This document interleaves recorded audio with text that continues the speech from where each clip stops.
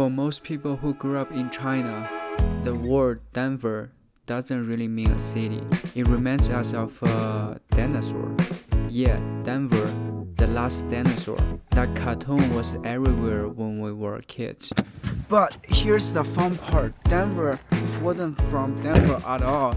He was actually born in LA. So I made it to the Dinosaur Ridge. And of course, it's closed today. That's fine, welcome back. Well, when I think of Denver, the first place that pops into my head is Rocks Amphitheatre. It's an open-air concert venue carved right into the red sandstone.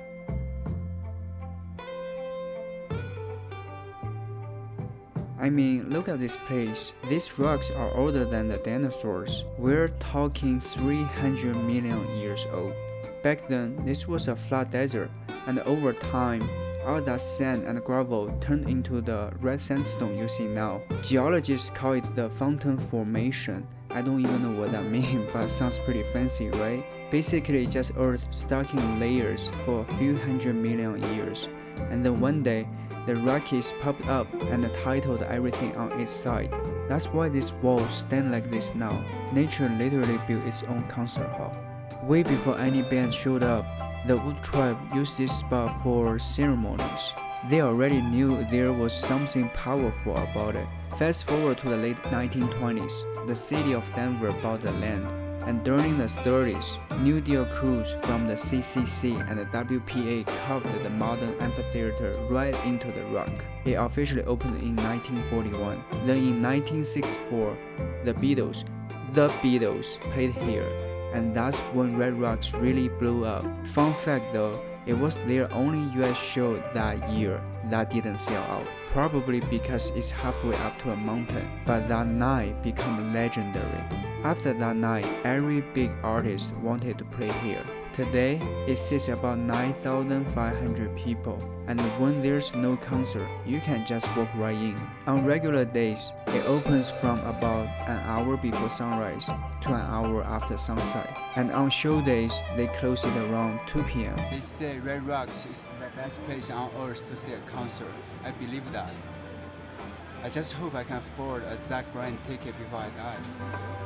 There's also the Trading Post Trail, a quick 1.4 miles loop through the rocks with beautiful views of the city. Super easy and totally worth it.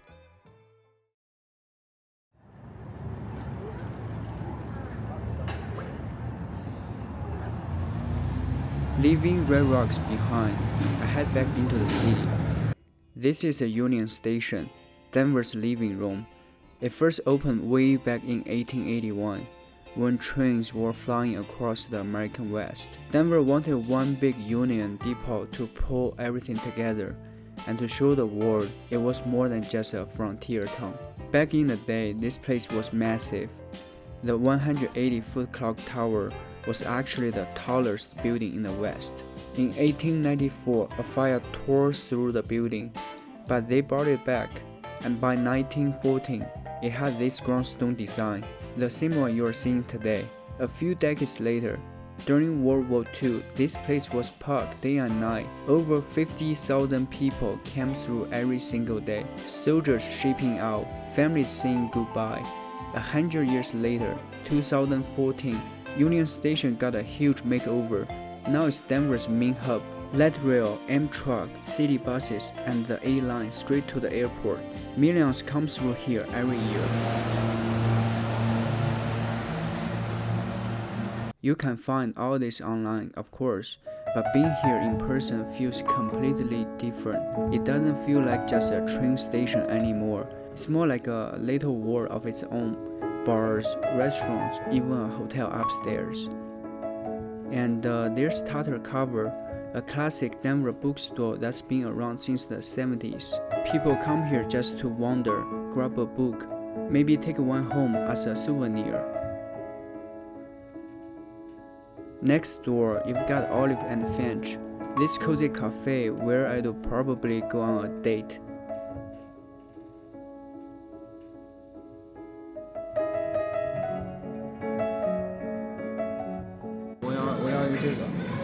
Dirty chai tea latte. I'm out of chai. Actually, what's your recommend? Any of the salted caramel latte Okay, I'll try that. You want to do that? Yeah, sure. You want it hot or ice? Hot, please. Yeah, do you want it for here to go? For here, please. Honestly, their coffee, 10 out of 10. Super good. But their carrot cake, maybe great for photos, just not for me. I've never been a big fan of carrot flavor anything. So if you are like me, 0 out of 10, not recommended.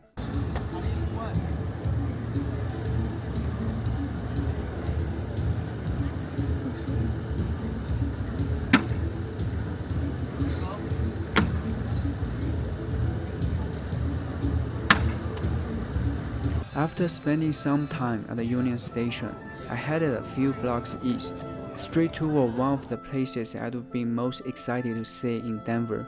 Even before coming here, I heard about it so many times, the Colorado State Capitol. I'm here in front of the Colorado State Capitol.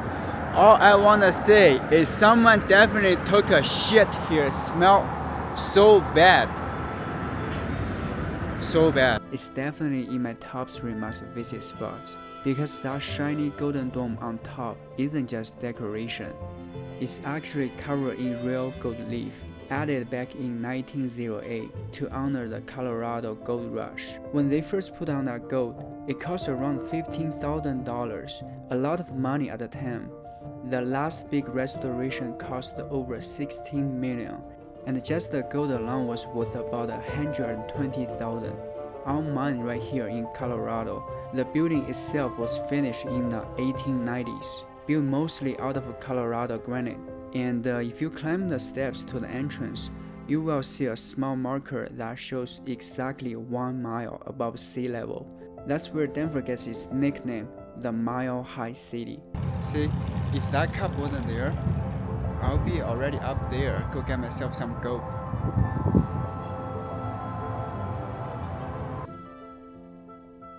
The day I came here, the Capitol was actually closed. So I just sat on the steps for a while, watching the traffic, the people, and the old building across the street.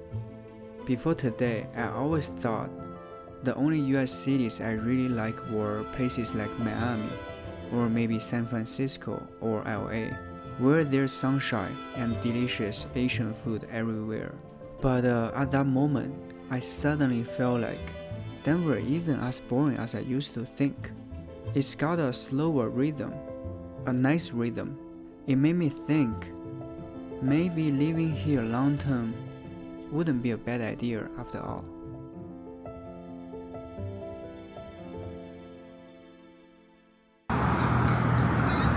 Nice dance, man.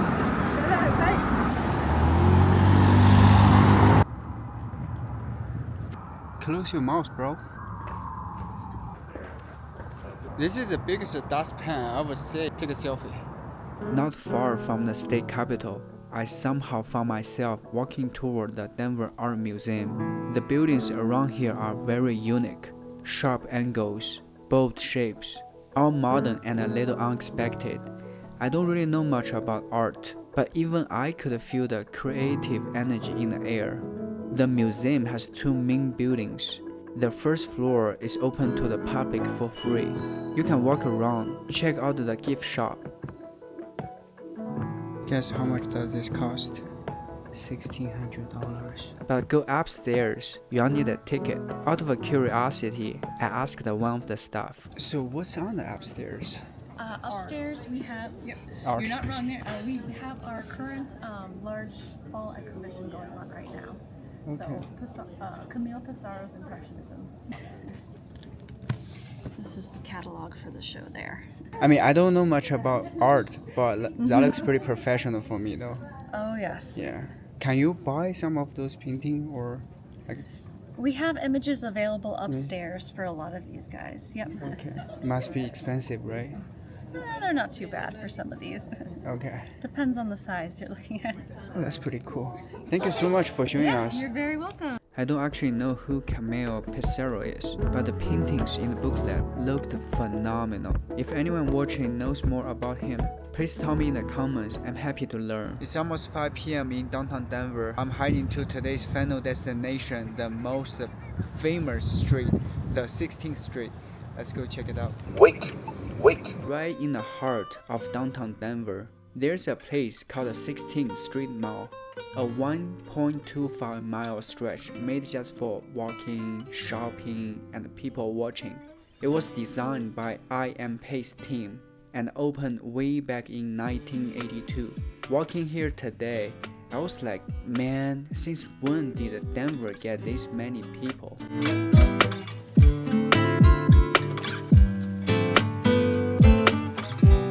And look at the building behind me. Holy shit, I feel like a country boy in the big city. Everything feels too shiny. Can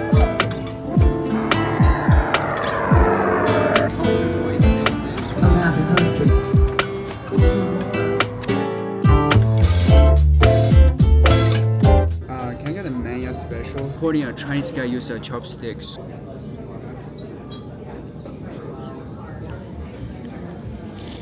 I have been to Denver quite a few times, once for a Broncos game, but honestly, most of the other times were just for H-Mart. You know, being Asian, we all need our Asian grocery store. But this time, I actually took the time to look around, and the city's way bigger than what I thought. Alright, question for you. Would you rather live in a small town or a big city like Denver? Please let me know in the comment section. I'll see you in the next video. Thanks for watching.